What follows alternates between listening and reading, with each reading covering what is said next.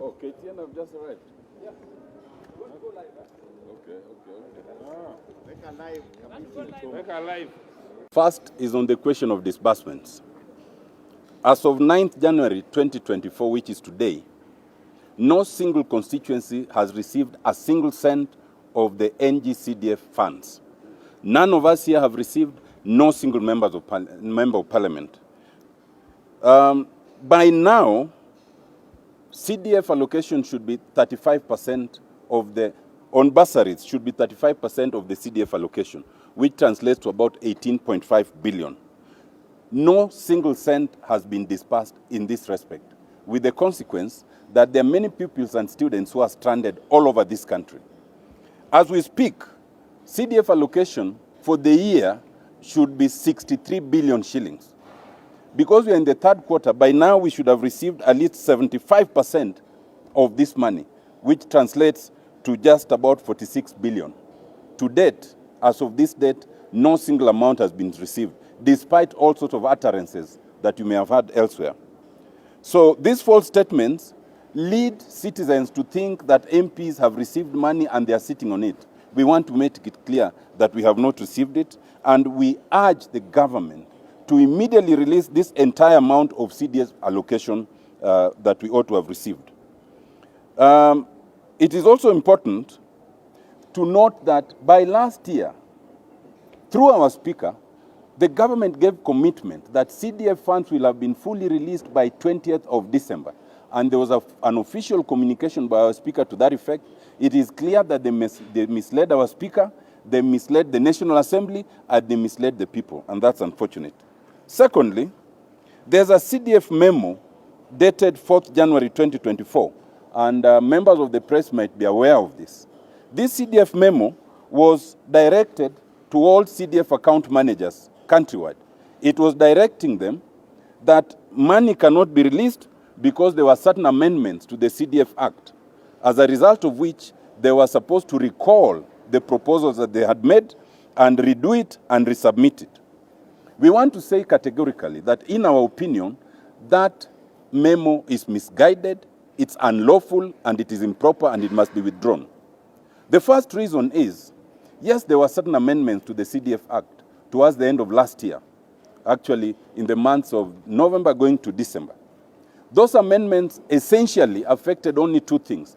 They affected the question of sports and the question of the Constituency Oversight Committee. In our opinion, the material date that must be applied is 1st July 2023, when the financial year begins. And the law as at that date is the law that must apply to CDF until we get to 1st July 2024. As of that date, there were no amendments. So to issue a memo purporting you cannot issue CDF funds because of amendments in December 2023 is mischievous, is misleading, and it's unlawful. In any event, that would amount to what in law we call retroactivity. No law ever operates behind. It operates going forward. And if it's to operate behind, it must be expressly stated. The amendments and the Act does not purport to say that they will take effect from 1st July 2023.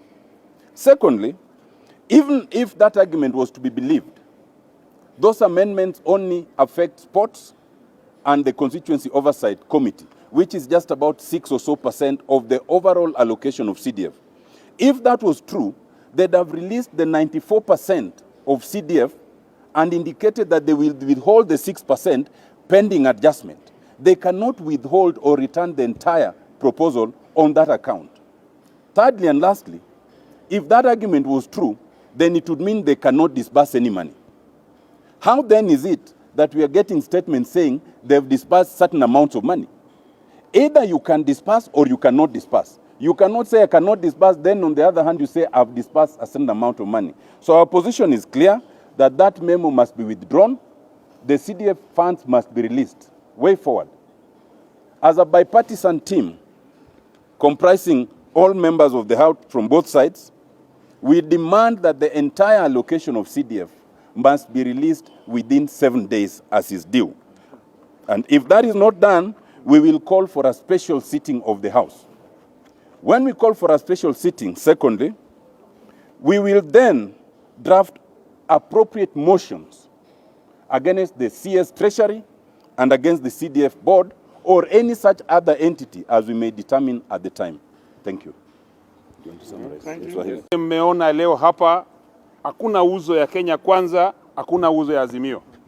Nyuzo zote ni za Wanakenya. Na sisi ni wabunge ambao tuna represent every constituency katika nchi yetu ya Kenya. Mwanafunzi anatoka kwa constituency A ambayo iko chini ya mbunge wa Azimio, wamemuita kwa high school ya constituency B ambayo iko kwa Kenya Kwanza. So we have no face. Sisi ni wabunge ambao tumekuja hapa. Kitu cha kwanza, sisi wabunge tunajua haki zetu kama bunge. Hii pesa ya CDF imepewa second chance, inaangaliwa kama second chance. Kwa nini tunaweza pata pesa iende kwa department zingine, ili hali CDF ambayo inasaidia kila mwanafunzi? Shule hazina madarasa saa hii, tukisema hivi wana rely kwa bunge kuchenga hizo. Up to now hajatuma hiyo pesa. We are telling government, nawaambia leo kwamba sisi hatutaki Kiswahili, hatutaki Kiingereza ya CS. Kwanza walifanya speaker wetu wa bunge akatudanganya kama katika bunge. Akasema tarehe 22 mwezi wa 12. CS walimpatia statement tarehe 20 mwezi wa 12. Tuliambiwa na speaker wa bunge kwamba pesa itakuwa hit the accounts ya constituencies zetu zote Kenya. Up to now mpaka saa hivi tunaongea hivi. Walifanya speaker wetu akatuambia, na speaker akiongea katika kiti chake cha bunge ni sheria. Haliongea kama sheria, ametoa sheria lenye halikufanyika. Sasa CS wa Treasury tunakuambia saa hii, jioni hii tunataka pesa 75% kwa imeingia kwa account. Hatoi kuambiwa iko kwa board ama iko wapi. Sisi tunajua CDF account zetu hasina pesa. Wanafunzi wataka kwenda nyumbani. Kila mbunge vile ako hapo akienda shuleni. Kila mbunge ambaye yako Kenya, ukienda kwa boma lake utapata kila uniform iko kwa compound ya kwa waiting benches. Kila shule iko hapo, wanafunzi wataka usaidizi. Where are we going to get this money? Asante sana. But we are also talking about NGAF, the National Government Affirmative Action Fund. And the National Government Affirmative Action Fund is the fund that is under the women representatives. And we just want to say that as members of parliament, both male and female, those in single constituencies and those from counties, as the members have said, we are tired of people crowding our homes. We are tired of being added to WhatsApp groups. We are here as servants of the people. And when our people are suffering, we must speak.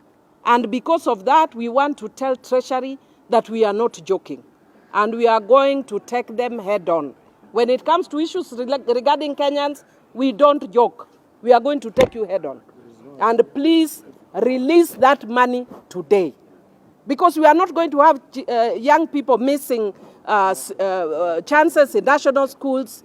Then we start writing stories like the ones we are seeing. This boy came with a metal box. I was dinner fee. We created a WhatsApp group. These are issues that should be history.